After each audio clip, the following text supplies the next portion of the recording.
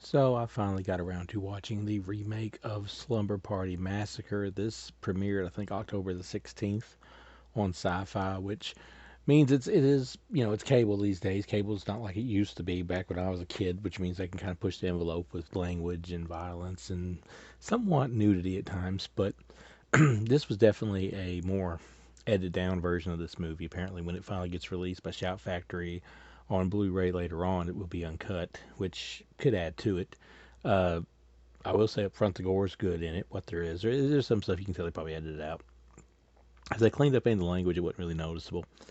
Nudity, well, not really the kind most people probably go into horror movies looking for, and more on that in a second. See, basically, it kind of like touches base with all of the Slumber Party Massacres, or at least the first two.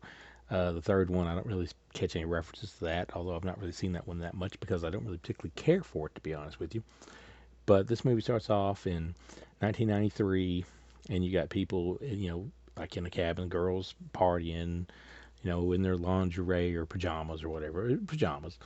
And there's a killer in a Canadian tuxedo on the loose, and as we learn later on, he's a handyman. But nonetheless, it's basically a reinterpretation of the killer from the original Slumber Party Massacre. And of course, they play up the stereotypes and the slasher cliches here at first. And then when we see what happened and we shoot forward to a modern time, and a bunch of girls now, like the daughter of the one survivor and her friends, are going back to the same place.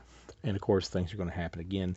But there's a bit of a twist where it's not what necessarily it appears to be, and the movie tries to be smart and kind of flip cliches and flip the script and not really spoiling anything, but maybe this time you see more dudes dancing around half naked than you do women, and so on and so forth. And they're aware that they shouldn't be splitting up when they end up splitting up and stuff like that. So, I mean, it tries to be smart.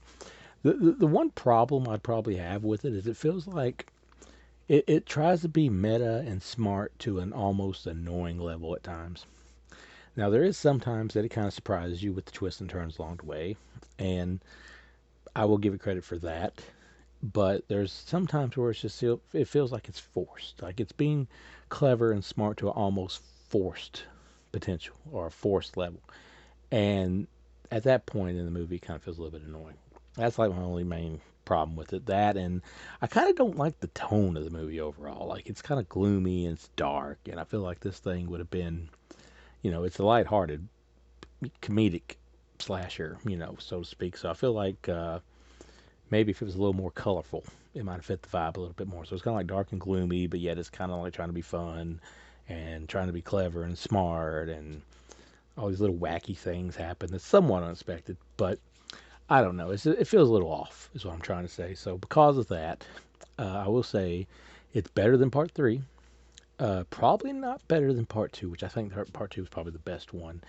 Maybe we should have seen more of a reference to that one than what we actually get, because I think like the guitar kind of makes an appearance. That's kind of it. But uh, overall, it's in the middle, so I give it a 2.5 out of 5. I almost wanted to go for 3, but it may be like when the uncut version comes out that there'll be some more stuff there that'll kind of grab onto you and maybe make it a little more interesting. Maybe some stuff got cut out of this. I don't know, but definitely 2.5 right now. There's some questions the movie leaves a little bit unanswered. Maybe they're doing that for a sequel. I don't know. Maybe it's bad editing or maybe it's bad writing. I don't know. Time will tell. But if you want to watch the new Slumber Party Massacre, it won't be the worst time you've ever had watching a movie.